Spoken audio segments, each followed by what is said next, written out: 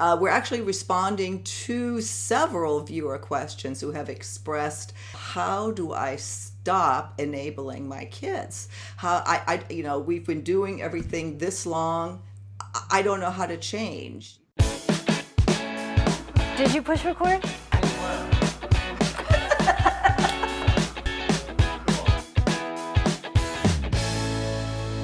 Thank you so much for tuning into our second act with Paige and Silka. For your second act of life. Hi again, Silka. Hello, Paige. Paige, today we return again to relationships, family relationships. We're actually responding to several viewer questions who have expressed, how do I stop enabling my kids? We've been doing everything this long. I don't know how to change, Explain to us, first of all, what is enabling, and then why is it so harmful? Another big one, Silka. Okay. Excuse me, my allergies. So enabling is when you're doing something for someone else that they can do themselves, but you don't think they can, and or you don't want them to have a tough time or struggle or have any hurt or have any pain. Well, I'm here to tell you, and this especially for, parents, that don't take that away from your adult kids. Because guess what? Everyone is going to struggle, have pain, have hurt. And if you don't allow them to sit in it and know what it's like, you don't give them an opportunity to step up to the plate to see what they can do. Because you know what? They can do it. Everybody can do it to a degree. But if you don't give them that opportunity, they can't. And I think I had said to you that I'd read an article, I can't remember if it was in the Post or the Times, but it was about how our generation is not saving for retirement, and they're actually taking money out of their retirement to pay for their adult kids, whether it's their rent, their schooling, their cars, whatever it is. And what's happening is these parents aren't looking out for themselves, and their adult kids aren't learning how to manage money, hey, it's okay if you go in debt. Because I've had millennials myself who've come to see me and said, you know what, I don't want any debt. And my parents are paying for all this. And I'm like, what are you going to do when your parents die? How are you going to handle debt? How are you going to handle making decisions, making choices? So I understand that parents are coming from a place of love because they want their children to be successful, but you're not allowing your adult children to be successful. So what is success to you as a parent? Is success them not hurting, having pain, not struggling, scooping them up and taking care of them all the time? You can still do that, but you have to allow them their opportunity to step up to the plate because they can do it. And guess what? When they do, because I've worked with them for a long time, when they do, they always come back to me and say, wow, I feel so good about myself. I have confidence. I feel more empowered. I can do this now. Yeah. No, exactly. And I was just going to say, that's the biggest thing. You're just trampling on self-confidence, whether it's your child or a friend or anybody who you're enabling when they should be learning it. I know you don't like that word. Well, I would say should is shit, but yeah. Anyway. but when they, when they're certainly apt and able to do it themselves, because then that brings maybe I'm not good enough to do this. Is that why, Yes. I mean, it starts that spiral. I mean, this is something that, I don't have kids, you don't have kids. So we're going to go, well, they don't understand, they don't have kids. I don't think we have to have kids to see if you're, steering somebody in a wrong direction.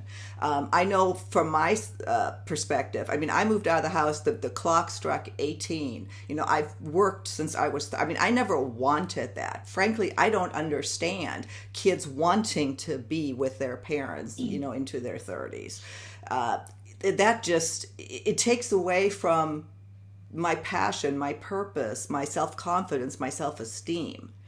And how do you break that pattern then? That's the big question, because I was talking to a friend / viewer just the other day. She says, I've done this so long she's watching the grandchild. She said she would watch it a few times now. She's like the full-time nanny and doesn't know how to get out of it. How do you break that pattern? Well, you have to figure out again, why are you enabling? Where did that stem from? Again, it goes back to, what are you afraid of? And I get it, because we don't have kids, but I work with parents and kids, for decades as a therapist in schools, blah, blah, blah. I've seen it all. But, you have to decide why do I continue to do this? And yes, there's this innate love that you have for your child. Even when they're adult, you want them to be happy. You want them to have a fantastic life. Yet on the flip side, what are you afraid of if you say no? Are you afraid that your child will cut you out of your life? And if they hold that over you, that's a big thing to have held over you. And it's not healthy. It's not healthy in a relationship. It's not healthy with choices that you make. It's not healthy with choices that they make. And you don't allow things to kind of play out the way they're supposed to, even if they're dirty, even if they're ugly, even if things break apart. Both parties won't be able to learn anything from it. Because guess what? Pieces shatter sometimes before we have to pick them up and glue them back together again in a different way. Yeah. And it's like, if you have an established pattern of behavior in your home, if your adult child sits and plays video games and doesn't pick up after themselves, or, just has this, and I've seen this in so many of my friends, but this has been going on forever. This is what is allowed. Do you have a sit down, have a meeting, lay down new rules? How do you address it? Well, on one positive note that I think is really big, like our generation of parents was very different. There wasn't this support to this degree. What I see with the generations now and then the ones coming up is that kids like their parents. And I love that, because there's a really lovely, loving connection. They trust each other. They support each other. They go on trips together. I just think that's absolutely fantastic. So I want that to continue, because that's not how life has been for years. Then there's the flip side of, okay, you have that, but at the same time, you can still have all that, but also allow your kids to be adults. And that's okay. So you have to, I go back to, you have to figure out why you're enabling. And then when you decide to say, you know what, I love you, yet I really believe that you're going to have to learn how to do this. You might not like me for this. You might hate me. You might think I'm hurting you. Fine, that might be how it is. But in the world today, when I go and I'm gone, what are you going to do? And it wouldn't be my responsibility as your parent to not allow you to leave the nest and fly away. That doesn't mean you can't come back, and I can help support in certain ways, but I'm here to give you confidence and empowerment and have you try things. Because guess what? You're going to try, you're going to fail, and that's okay. Yeah. You're going to try and something won't work out, and that's okay.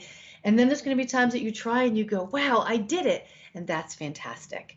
But this is what life is about. And it's okay to say no. And it's okay to say, this is the reasons as to why. And saying no is a form of love as well. Yeah.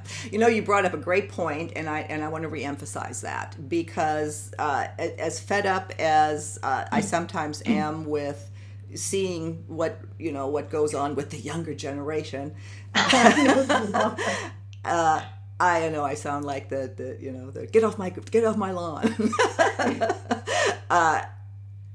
It is very true that there is more of a connection. There's loving relationships where kids want to be with their parents, and that was not the case. Not the case, and certainly not in my family.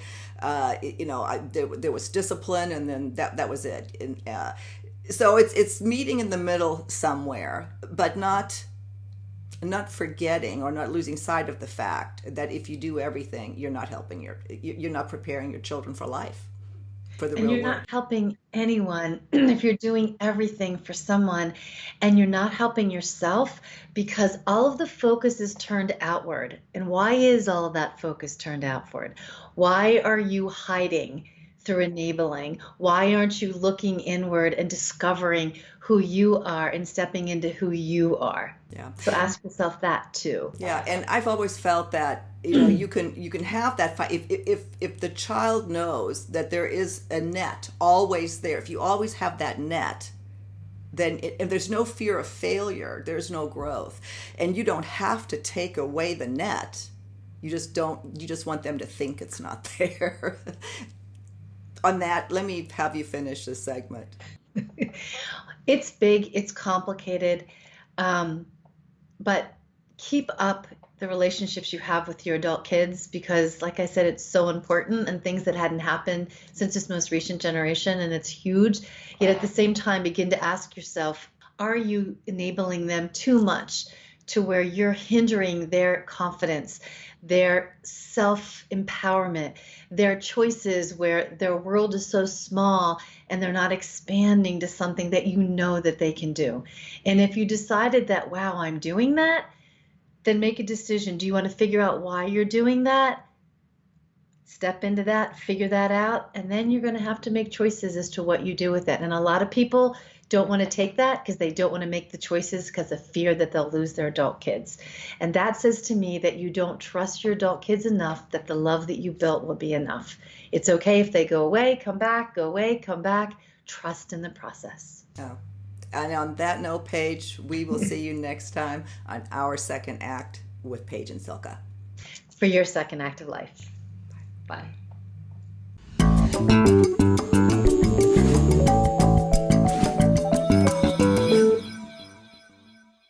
If you haven't already done so, please be sure to subscribe to our channel. The button is right over here. Just click on through to YouTube, and when you see that little bell right next to the subscribe button, hit that too, and you'll be notified every time we launch a new video. See you next time.